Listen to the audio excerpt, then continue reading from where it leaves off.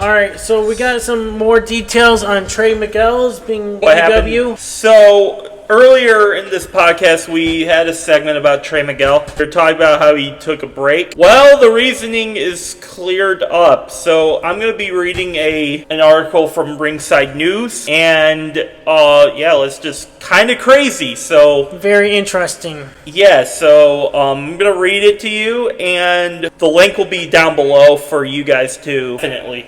This is big. Alright, anyway, I'm just gonna get into it. The mystery behind Trey Miguel's absence from AEW programming has finally been cleared up, and it's bigger than expected. After fueling speculation by deleting AEW-related tweets and missing the January 17th episode of AEW Collision where his Rascals teammates Desmond Xavier, Zachary Wentz, and Myron Reed made their debut, Miguel took to Instagram on January 18th to announce he was taking a break from wrestling. But in an update, Fightful Select's Sean Ross Sapp has now confirmed that Trey Miguel was released from his AEW contract just days after signing. According to the report, Miguel's deal with AEW began shortly after his TNA contract expired at the end of 2025. All four Rascals members were said to have signed multi-year deals with AEW, but Miguel was let go quietly in the days leading up to Collision. Fightful also noted that Miguel was not backstage on January 14th when the debut segment was filmed, further confirming his absence wasn't last minute. AEW parted ways with Miguel on amicable terms,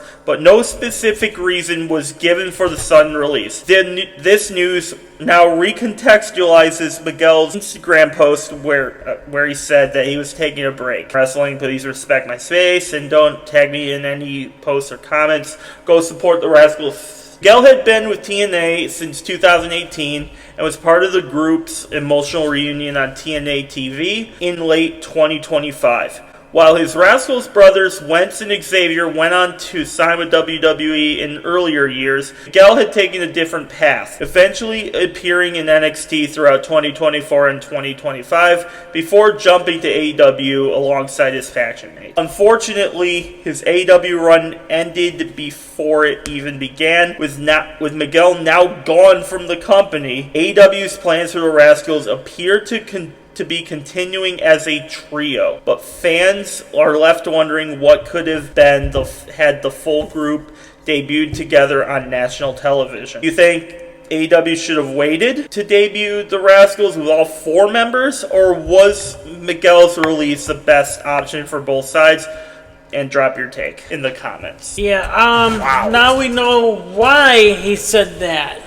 Okay. So, interesting why, and this is kind of crazy. So, now we know why not only wasn't on AEW, but why everyone is kind of just all over this, because something big happened. I don't know what the hell Tony Khan's problem is on this. I think he's dragging the company down, along with WWE now, too. Yeah, both companies are kind of like, they don't care. They don't care about their talent. And this is so stupid, because the Rascals were good as a trio and good in the tag team and whatever. Yes, Trey Miguel was a single star for a bit, but why did you sign the other three? Right, if you're not going to keep the entire team together. Right, unless you have plans. But why would you sign Trey Miguel as well? Even if you didn't have anything for him, why do you sign people just to sign them? Right. This is my issue with AEW now, because the Rascals being on AEW is great for the company, right? It's great. I'm so disappointed because now we're never going to see the entire group together. Yep, like we were supposed to. Like we have in the past. This is so dumb, man. Well, we were on a break for a little bit. Good thing I looked this up. Yeah. This is is so dumb, man. And I completely understand why Trey Miguel wants to take a break now, because these companies don't know what the fuck they're doing. It seems like once he takes a break, after he takes a break, I feel like he's either going to go to back to TNA or WWE. I agree. Or I hope something works out with AEW, because it'd be shitty to see that his faction mates can be there. Right. But not him. I bet you it's because they don't have a quintuples division. Even if they don't, they could have had the trios tag team, and then they could have had Trey go singles competition along with the group. Yeah, exactly. I was trying to say earlier, like, even if you just had Trey Miguel as a single star, just book him there. Like, right. Book him as a single star. I agree. I totally see where Miguel's coming from. Like, they should have signed him as like a... If they didn't want him to be a member of the faction, they should have just signed him as a single star. Yeah, right. It's like, what the fuck, AEW? What are you doing? It's not that hard to do this. Oh, we don't have plans for him. Well, so why do you sign him? AEW or TNA and WWE might. Yeah. They might have plans. Like, why do you sign people if you don't have plans for them? This goes to every company, like WWE, like WWE, like and TNA even. Like, I don't understand why these executives just throw money out at people if they're not going to do anything. Well, it's not just the big companies. It's also the indies as well. I mean, sure, but they're indies. Like, there's multiple. That's the idea for an indie company, not a flagship brand like AEW. Like, right. That's nationwide, bro. Like, it's one hand that if your local wrestling promotion has contract issues, that's to be expected because they're not huge. They're meant to just be there so that the talent can develop. Under full expectation that these people who compete for them want to move up to people like WWE, AEW, and TNA. Yep. Like, those are the major promotions. So there's really no excuse for them to just sign somebody to fill a spot when you can use another free agent that might just want a job to just pay his bills or her bills, and will give you the amount of work that they hype up for themselves. Right. There's no excuse for a company to sign anyone that they don't have plans for. Yep. Because it's a waste of signing, it's a waste of money, first of all. It's a waste of that person's money, and it's a waste of that group's time. Where they could have just signed somewhere else. Signed someone else. I'm done. Like, this is like, man, this promotion is like fucked.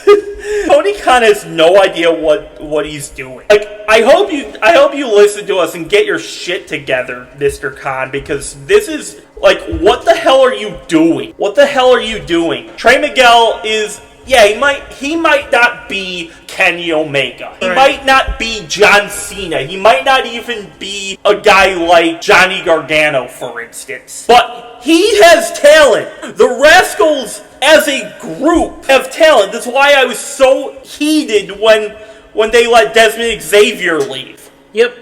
Because he just had the NXT title. Like, he just had it. And they didn't have anything for him for the main roster. So keep him in NXT. Put him in the singles title and work his way up. Oh, don't give me that. Because with all of these titles that AEW seems to just pull out of their ass and make. Right. Like, they have like 50 of them right now. With all these titles, they have like 50 of them. Couldn't make any room for Trey Miguel? Nope. Are you high? Yep. Are you high? Because literally, this makes absolutely zero sense. No wonder he wants to take a break from wrestling. Jesus Christ. I feel bad for Trey. Oh my God. Thoughts are with him, and I hope they do something, because Trey Miguel definitely doesn't deserve this bullshit. Yeah. He's way too talented for them to just say psych a day later after he signed with them. That's kind of bullcrap, though. Yeah, completely bullshit. Like you read earlier, who knows what the full reason? We don't know the reason. Once we know the full reason, maybe we'll throw it into the next week's podcast. The only way that I could see, and I'm not trying to speculate here, not trying to put things out there where they shouldn't be.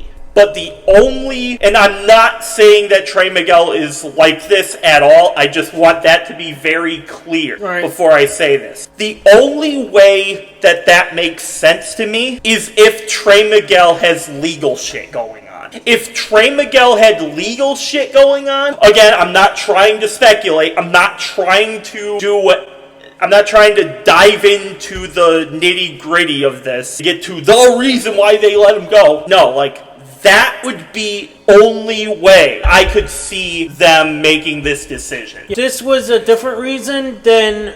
If it's anything else, if there's anything like we just don't have plans, that would be dumb. From a company's point of view, if you just signed them, they're huge assets for your company. Yep. The only way you would cut them within 48 hours of signing would be something like, oh, he has legal stuff going on. I'm not saying that's the case. I don't know why he got let go. But that's just where I'm coming from as to what would be a plausible reason of letting a guy like that walk out. All right, and like I said, if we find out any more details, we will post it on our next podcast. Here, yeah. We'll definitely keep you guys up to date. And if I find it sooner, I will have to mention it on my Wrestling News channel. So this is going to air on my Wrestling News once we get done. Yeah, definitely. What do you guys think? I'm just going to be completely real with you guys. I'm shell-shocked by this. Right, same.